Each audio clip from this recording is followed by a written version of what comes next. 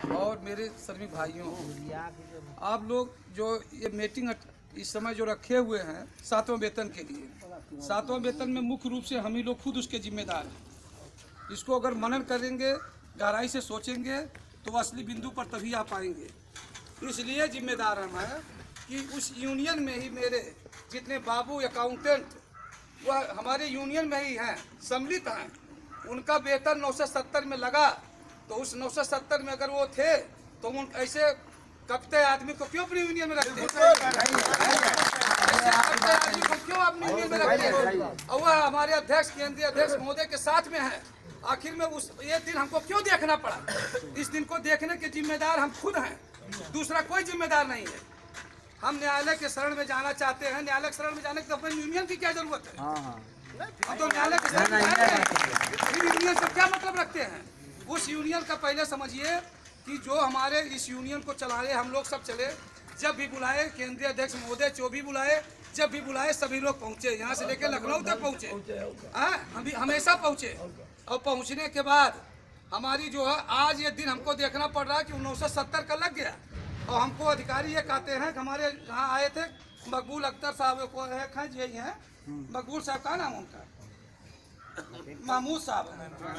महमूद साहब बोले कि अरे भाई आप लोग जो है पहले हमारा वेतन लगने दो। वो तो हमेशा ही जो 6वां वेतन 5वां वेतन लगता रहता था और तब केस करते तब होता था। हमने कहा साहब ऐसा नहीं था, हम तब नियमित थे ही नहीं। जो नियमित थे अब एक कौन सा सौतेलापन हो गया? क्या जेई नहीं मस्टोल में भर्ती हुआ था? तमाम जेई मस्टोल में भर्ती होकर के जो हमारे डीपीएम खुद इस समय मौजूद है वह खुद मस्टोल में थे। और जो यही थे, समझ गए, कौन आदमी मस्टोल में नहीं रहा? जो मस्टोल में हो करके आज नियमित हो गए, अब आज हमसे अलग कर्मचारी बन गए। हम उसी क्षेत्र निगम में इतना सौतेलापन हो गया कि हमको कहा जाता है कि तुम कार्य प्रभारित नियमित हो, जो कि नियमित होने के बाद भी साला कार्य प्रभारित मेरे पीछे लगा हुआ, वो हट ही नहीं रहा। और सुनिए, वो भी हमारे साथ तो पहले से ही सौतेलापन आज भी चल रहा है कि हमारा वेतन यहाँ से इस्टेब्लिशमेंट से मिलता ही नहीं है।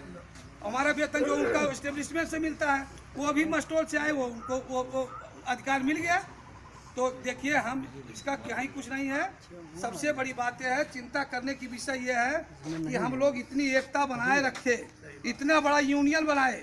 और उत्तर प्रदेश में पूरे निगम महासंघ में सबसे बड़ा यूनियन सेहत निगम था और सबसे बड़ा सेहत निगम था। आवाज वो सेहत निगम की दुर्दशा हो रही है और सबसे ज्यादा अच्छा इनकम दे रहा है। आप पढ़िए, उसमें लिखा हुआ है जो 7वां वेतन में कि इतने लाभ अर्जित करने के बाद 970 आदमी के आपके अनुमोदन के आधार पे, जो आपने अनुमोदन किया, जिसका आपने दिया उसका मैंने वेतन दे दिया। तो उसमें क्यों नहीं दिए? अध्यक्ष जो है ये हमारे अधिकारी कर्मचारी, जब हम अधिकारी के साथ में काम करते हैं तो हमको कहते हैं कि तुम तो भाई कार्य प्रभारित हो। इसलिए ठीक है, अपनी हम लोग मांग रखें। इसी तरह से सोमवार तक जो भी आप ये जो रखा गया है भाई, केंद्रीय अध्यक्ष महोदय का जो आदेश है वो हम लोग मानते हैं, हमेशा माने भी हैं, मानते भी रहेंगे। लेकिन उसके बावजूद भी न्यायालय के आदेश लेने के लिए कोई प्रार्थना पत्र देने की जरूरत नहीं है। वो तो डायरेक्ट हम न्यायालय में जाएंगे। न्यायालय में जाएंगे तो जब न्यायालय में जाएंगे तो फिर इन लोगों से, हम लोगों से क्या मतलब है? किसी अधिकारी से एप्लीकेशन देने की, क्या ये नियमित को पहुँचने की? जब हम साले सीलिंग तोड़वा सकते हैं तो नियमित का भी वेतन ले सकते हैं।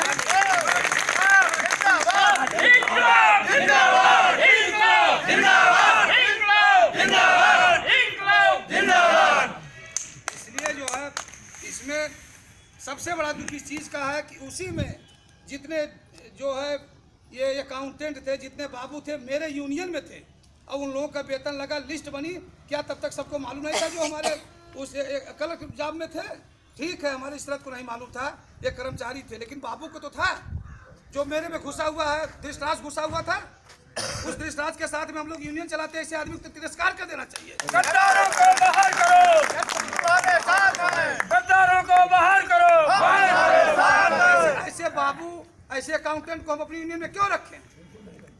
नहीं, बात तो सही है भाई। है? जब भाई बाबू उसी बाबू के साथ में लिस्ट बन करके गई, उसी सीपीएफ ट्रस्ट में और उसी लखनऊ मुख्यालय में वेतन प्रकोष्ठ में वही सब बाबू हैं, दूसरा कोई तो है नहीं। वही बाबू हैं, सब बड़े बड़े हैं। भाई नेताजी को भी सोचना चाहिए, बाबू को लोग सोचना चाहिए। 900 दे रहा है और लोग कहाँ जाए?